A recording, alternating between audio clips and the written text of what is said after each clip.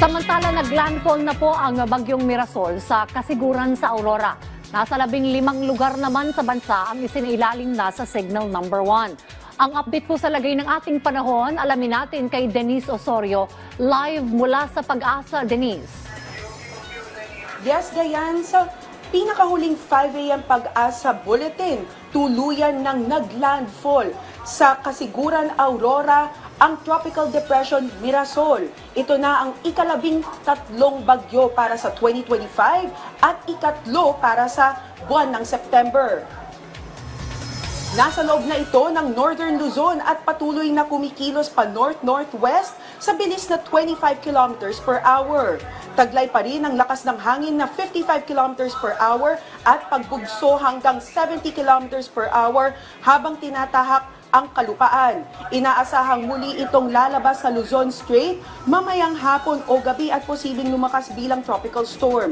Nakataas ang tropical cyclone wind signal number 1 sa 17 lugar sa Luzon, kabilang ang Batanes, Cagayan kasama ang Babuyan Islands, Isabela, Quirino, malaking bahagi ng Nueva Vizcaya at Aurora, Apayao, Kalinga, Abra, Mountain Province, Ifugao, Ilocos Norte, ilang bayan ng Ilocos Sur, Polillo Islands, hilagang bahagi ng Camarines Norte, ilang bayan ng hilangal-silangan ng Camarines Sur at Catanduanes.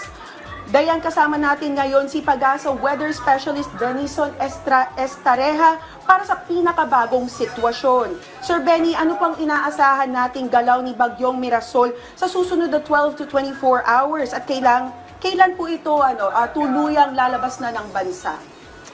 In-expect po natin sa susunod na 12 oras, babagtasin nga nitong si Bagyong Mirasol ang hilagang bahagi ng Aurora, and then afterwards, yung mga probinsya natin sa Cagayan Valley, northern portion ng Cordillera Region and Ilocos, and possibly mamayang hapon ay nasa may Luzon Strait na ito sa may extreme northern Luzon. So mamayang hapon hanggang bukas ng umaga ay nandun siya sa may hilagang bahagi pa rin ng ating bansa. Sir Benny, gaano po kalakas ang puwersa ng hanging habagat po at aling mga lugar ang makakaranas po ng pinakamalakas na bugso ng hangin? Bukod dun sa epekto nitong si Tropical Depression Mirasol sa may northern and central Luzon, yung southern Luzon down to western Visayas and western Mindanao may epekto po ng habagat. So medyo lumalakas ito dahil ine-expect nga natin na mananatiling mabagal itong si Bagyong Mirasol. No? So maapektuhan ang Mimaropa, western Visayas, Negros Island region, Zamboanga Peninsula na mga minsan malalakas pa rin ang mga pag-ulan. Sir Benny, ano po ang maipapayo natin sa ating mga kasamahang mga kababayang mangingisda, lalo na po yung mga madadaanan po ng bagyo?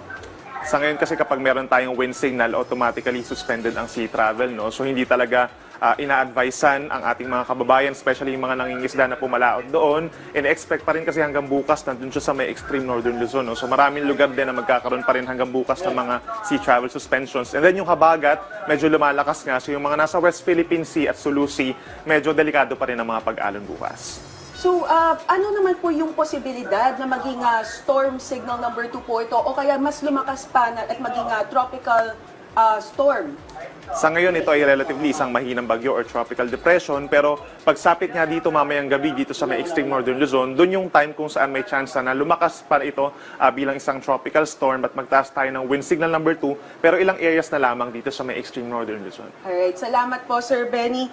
Dayan, paalala ng Pag-asa, manatiling alerto at nakabantay sa mga anunsyo ng mga local government unit at para sa mga mas ligtas ang ating mga residente. Yan ang pinakahuling balita mula rito sa Pag-asa. Balik sa iyo, Dayan.